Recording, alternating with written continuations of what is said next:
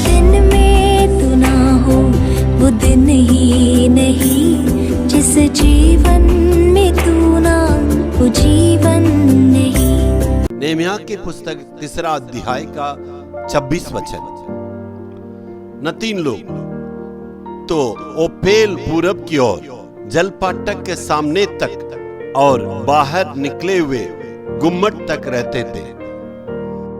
न 3 के लोग, इसका विवरण को आपको मालूम होना चाहिए। किबोनी लोगों को ये न 3 लोग कहते हैं। किबोनी लोगों ने यहोशू के समय में उस वाचा बांध के रहते थे, वो लोग अभी तक इनके साथ रहते हैं। नेहमिया के साथ उन्होंने उस जलपाटक को भी बनाने में मदद किए हैं।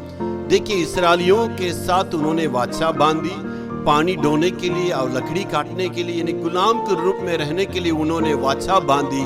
वैसे ही उन्होंने अभी तक पीढ़ी पीढ़ी तक काम करते आए हैं। यानी यहोशू के बाद राजाओं के समय में और सारे समय में वो के अभी तक उन्होंने काम किया है, लकड़ी ढोया और पानी दिया।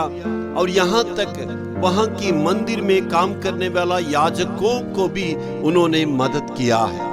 देखिए, जब इस्राएलियों को बाबुल देश में बंधुए बना के ले गए, ये भी उनके साथ बंधुए में गए हैं। और जैसे वे लौट कर आए, वो ये भी उनके साथ लौट कर आए।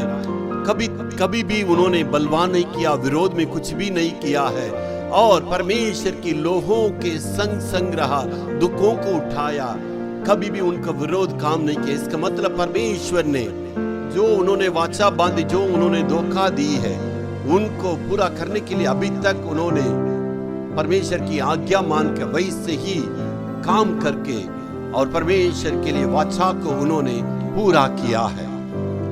इस्राएलियां प्रभु के पास आके पूरे मन से माफी मांगे हैं और परमेश्वर का विरोध जो काम किए उसके लिए पछतावा किए हैं और पूरे दिल से प्रभु के चरणों के पास आके, जी हाँ प्रभु, हमने निर्णय लेने के पहले आपसे पूछा नहीं, हमें तू क्षमा करना है।